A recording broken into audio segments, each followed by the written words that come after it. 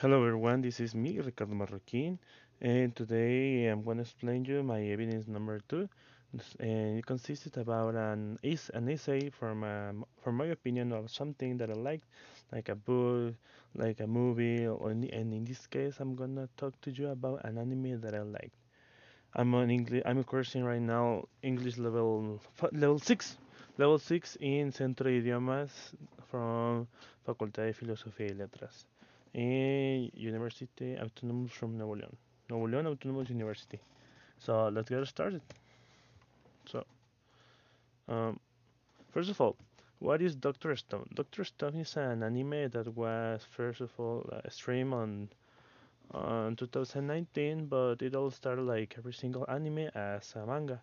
But before becoming a manga, it was only a comic that was written and drawn for a magazine, for a magazine in Japan. But it started gaining popularity, and everyone wanted like an extended series about this concept. And Doctor Stone is like an anime for chemist people, because as we see, there's a formula written in the clothes from Senku that it says E equals to M times C. So that's only like a little tricky for you. For you to get to know that this is gonna talk about science, and there aren't any other clearly words to say like this anime is completely science. So the main characters are Senku, Taiyu, Tsukasa, Chrome, Kaseki, and even Kohaku. These are like the most principal characters. Well, Senku is the protagonist, and Tsukasa is the antagonist. Why? Because Tsukasa is a bad person. He is a bad person. But here are some details before I start telling you what is does this manga talk about, and my opinion that I have about this manga. Even I will give you a conclusion about everything that I'm gonna start telling you. So we have to divide like the authors from this masterpiece. Well, it's not a masterpiece, but I love it a lot. Well, the manga, the original author is Richiro Inagaki.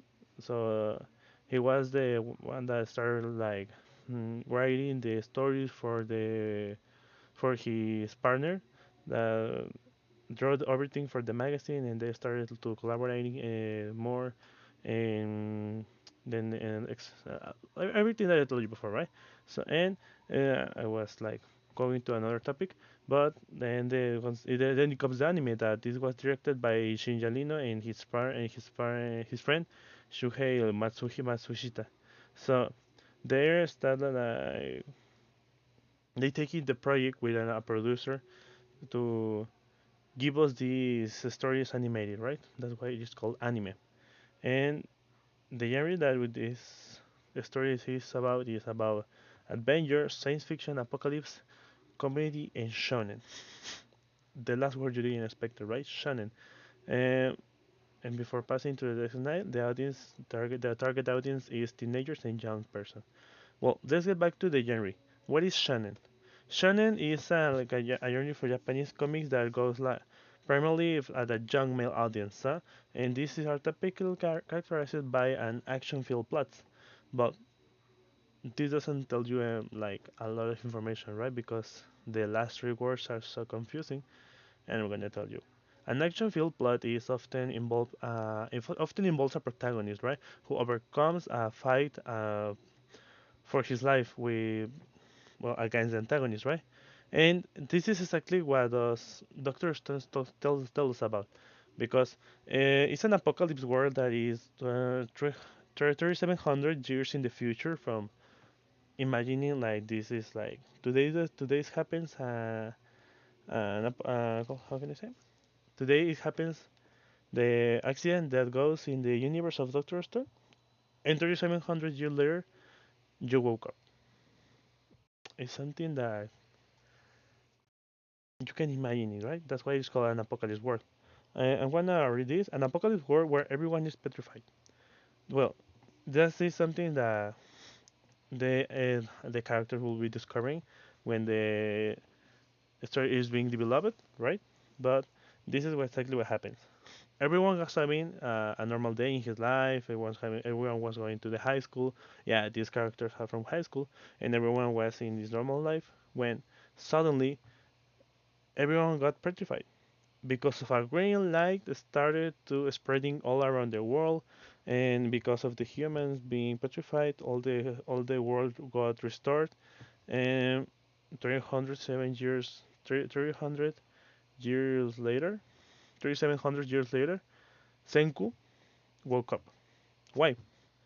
Because, and here goes with the first chemical explanation, because Senku was woke up by the nitric acid that was in the ceiling from a cave. Because his body was like, well, the world recovery it slows with the rivers, with a lot of rains. So the body of Senku got moved from one side to another and ended up in under a cave. In this cave, oh well, the bats that live there, they deposit its poop on the ceiling, right? But this poop had a particular characteristic that when it gets root, it starts to being developed into nitric acid. So the nitric acid, because of the humidity, the water that was in the cave, and every single situation that is imaginary, it was synthesized, the nitric acid, and started dropping from the ceiling. Drop by drop by drop. And the body of Senku got unpetrified. And this is something that it ain't explained because how can you explain that someone is petrified, but only from the external part of his body, but not from the internal part of the body? I don't even know that, but it's a science fiction story. We don't need to care about that. We only need to enjoy it. So this is we start with the right foot because I love it this characteristic that tells that Senku was woken up with nitric acid.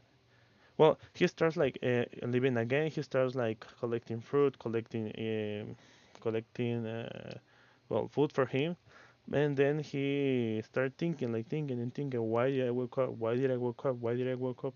And start analyzing where did he woke up and realized that it was because of nitric acid. And he started like waking up people that he thinking about he will be for useful for its project that is was to rebuild again the normal society. So this story is developed, but then there comes a time where he wants to